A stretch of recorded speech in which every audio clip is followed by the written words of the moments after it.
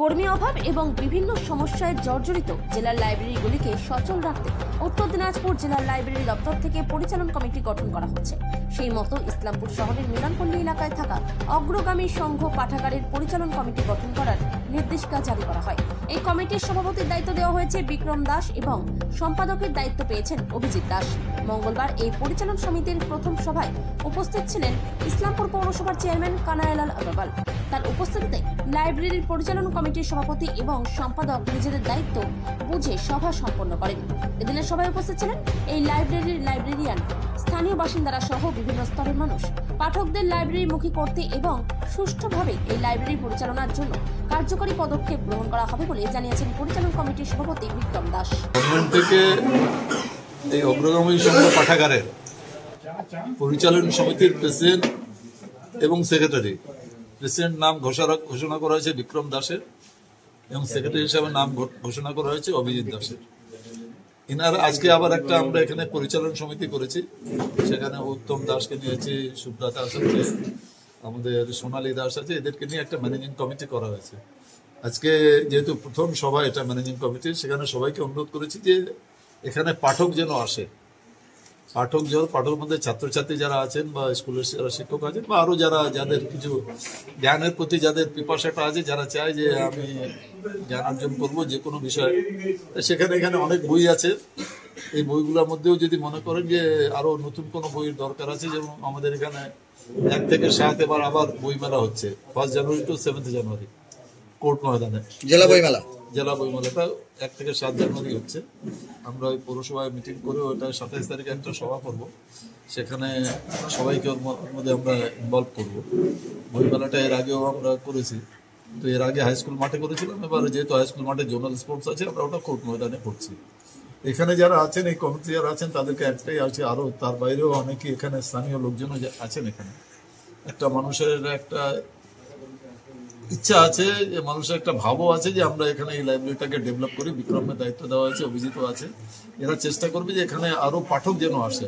পাঠক যদি আসে তাহলে যে কোনো সমস্যা আমরা মেটাতে পারবো। কিছুটা লাইব্রেরির সমস্যা আছে, যে ওনাকে 2-3টা লাইব্রেরির চার্জে আছে। আমাদের জেলায় এখনো পোস্টগুলো এখনো ভ্যাকেন্ট আছে, আমরা প্রসেসে আছে। আমরা ওই পোস্টগুলো দিলে, এর আগেও আমাদের যিনি লাইব্রেরির মন্ত্রী যিনি আছেন সুদীপুল্লাহ চৌধুরী সাহেব, উনি এর আগের দিনও আসছিলেন। উনাকে বলা হয়েছে, বলে ডিএমকে বলেছেন যে যত তাড়াতাড়ি পারেন এগুলো ভ্যাকেন্সি যেগুলো আছে লাইব্রেরিতে, এগুলাকে ভ্যাকেন্সিগুলো ফুলফিল করতে। তো আপনাদের সবাইকে একটাই অনুরোধ করবো, আপনাদের মাধ্যমেও, যে মানুষকে একটু বই পড়ার দিকে আকর্ষণ যেন মানুষের মধ্যে আসে। বই যেন খালি গুগলকে দিয়ে কিছু হয় না। গুগল একটা সাবজেক্টে একটা আউটলাইন দিতে পারে, কিন্তু সাবজেক্টের ডেপথে যেতে গেলে তো তাকে বই পড়তে হবে। বই দিয়ে এই কারণেই বইমেলাও এই জানি সরকার করছে। এখন তো সরকার 10 লাখ টাকা পর্যন্ত একটা বই মেলাতে দিচ্ছে। মুখ্যমন্ত্রীও চান, মমতা বন্দ্যোপাধ্যায় উনিও চান যে বইয়ের প্রতি মানুষের আকর্ষণটা বাড়ুক। এখানেও যারা দায়িত্ব পেয়েছেন তাদেরকে একটা অনুরোধ করছি, মানুষকে আকর্ষিত করুন বই পড়তে। মানুষ বই পড়তে শুরু করলে দেখবেন সব সমস্যারই সমাধান হয়ে যাবে। দাদা, বলছিলাম অধিকাংশ লাইব্রেরি আর কি ঢুকছে, তো 1 বছর বেশি সময় আমাদের জেলাতে এখনো কর্মী নিয়োগটা প্রসেসে আছে। এর আগেও মন্ত্রী সাহেবকে বলা হয়েছে, উনি ডিএম সাহেবকে বলেছেন যত তাড়াতাড়ি সম্ভব এই কর্মী নিয়োগের ব্যাপারটা করে দেওয়া হবে। একটা কথা বলছি, education is weapon that makes and change our life. তাহলে এডুকেশন যে আমরা যে বলছি, তাটা এই যে অস্ত্র, তার মূল অর্থ হলো বই।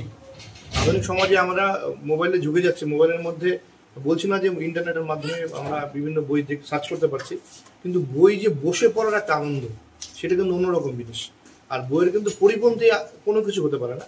তো সেখানে দাঁড়িয়ে ইসলামপুর পৌরসভার পৌরপিতা আমাদের অভিভাবক, উনি এই লাইব্রেরি পরিচালনা সমিতির সভাপতি হিসেবে আমাকে নির্বাচিত করেছেন এবং সত্যি আমি অভিভূত এবং ওনাকে ধন্যবাদ জানাই যে উনি চিন্তা ভাবনা করেছেন শুধু ওয়ার্ডের রাস্তাঘাট আলো দিয়ে ডেভেলপমেন্ট শুধু নয়, যে ওয়ার্ডের মধ্যে যে একটা লাইব্রেরি আছে, সরকারি লাইব্রেরি 1980 সালে, সেই লাইব্রেরিটাকে আরও সুন্দরভাবে কীভাবে করানো যায় ওনার তত্ত্বাবধানে ওনাকে রেখে আমরা নিরলস পরিশ্রম করবো এবং পরিশ্রম করে যেটা পাঠক এখানে মুখী হয় এবং এই সরকারি যে এখানে যে উদ্যোগটা, এটা যেন মানুষের মধ্যে আমরা পৌঁছে দিতে পারি। শুধু এই ওয়ার্ডে নয়, এই ওয়ার্ড সংলগ্ন বিভিন্ন পঞ্চায়েতগুলো আছে, আমাদের পাশেই আমাদের ইসলামপুর গ্রাম পঞ্চায়েতের বিভিন্ন ওয়ার্ডগুলো রয়েছে, আর পাশে আমাদের লাগোয়া ওয়ার্ডগুলো রয়েছে, বা সবাই আসুক এবং এই ভালো ভালো বইগুলো দামি যে আমাদের অনেক পয়সার বিনিময় অনেক সময় আমরা চেষ্টা করেও কিনতে পারি না, এতগুলো বই এখানে। তো আমি যেটুকু দেখলাম আমরা যখন অনেক সময় যখন 50 পয়সা করে টিকিট থাকতো, আমরা টোকন কেটে মাসে মাসে আমরা এখানে করতাম, তখন থেকেই লাইব্রেরির সঙ্গে যুক্ত আছি।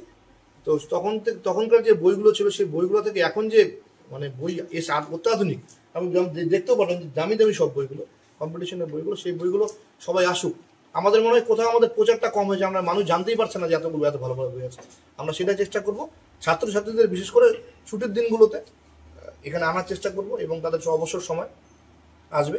আর সবচেয়ে ভালো কি যে এই লাইব্রেরিতে পুরনো পাঠক, এই যে ওই দিদা রয়েছে দুজন, ওই এক দিদা রয়েছে, ওরা রেগুলার বই পড়ে যাচ্ছে। আর মিলনপুরিতে এত মানুষ আছে, সবাই আসবে, সবার সহযোগিতা নিয়ে আমরা আরেকটা এটা চালানোর জন্য সবাইকে পাঠকদানের আরেকটা নতুন ভাবে কমিটিকে এক্সটেনশন করে আমরা সবাই মিলে আজকে কমিটিতে লাইব্রেরি মুকুল করতে আর কি আপনারা কি কি পদক্ষেপ করছেন? আমরা জাস্ট তো এখন দায়িত্ব দেওয়া হলো, আমরা আলোচনা করে সেটা বলছি। দাদা, এই যে এই মুহূর্তে যেরকম কি হচ্ছে, একটা বেকারত্বের একটা সমস্যা দেখা যাচ্ছে, সেক্ষেত্রে অনেক সময় অনেক চাকরির পরীক্ষা ছাড়ছে আর কি, সেক্ষেত্রে যদি কম্পিটিটিভ এক্সামের বা বিভিন্ন চাকরির পরীক্ষা যদি বইগুলো যদি লাইব্রেরিতে আনা যায়, সেক্ষেত্রে কি পাঠক কোনোভাবে বাড়বে বলে মনে হয় আপনার? 100% বাড়বে, কারণ এখানে তো আনা যায় কি, আনা আছে, এটা আমাদেরই গাফিলতি আছে, আমরা পারিনি, আনা আছে, দামি দামি বইগুলো আনা আছে এবং এই বইগুলো আমরা তাদেরকে পৌঁছে দিতে হবে এবং তাদেরকে আসতে তারা পড়ুক। এখানে একটা ঘর আছে, এই লাইব্রেরিটা বলছি, পিছনে দুটো বসার জায়গায় এত ভালো পরীক্ষা, ইন্টারনেটে কম্পিউটারগুলো আছে, এই সবগুলোকে যাতে সবাই উপকৃত হয়, এর জন্যই সরকার বারবার চাইছে যে আর সবাই আরো এইগুলোকে বেশি করে ইউজ করুক। কারা কারা দায়িত্ব পেলেন আজকে আপনারা? পরিচালনা সমিতির গঠন করে দিলেন চেয়ারম্যান সাহেব।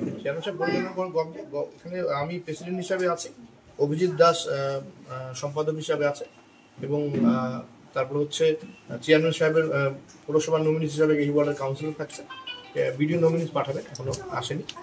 আর তার সাথে আমাদের এখানে 3 জন পাঠক যারা রয়েছে, সেই পাঠক একজন রয়েছেন আমাদের উত্তম দাস, আর একজন সোনালী দাস এবং শুভ্র দাস, এটা পাঠক হিসাবে ওনারা আছেন এই কমিটিতে যুক্ত। এবং তার সাথে এটাকে আমরা এক্সটেনশন করে চেয়ারম্যান সাহেব পারমিশন দিয়েছে, লাইব্রেরিয়ান যা প্রসিডিউর আছে, আমরা এখানে যারা উপস্থিত সবাই মিলে আমরা আরো মজবুত কমিটি তৈরি করি।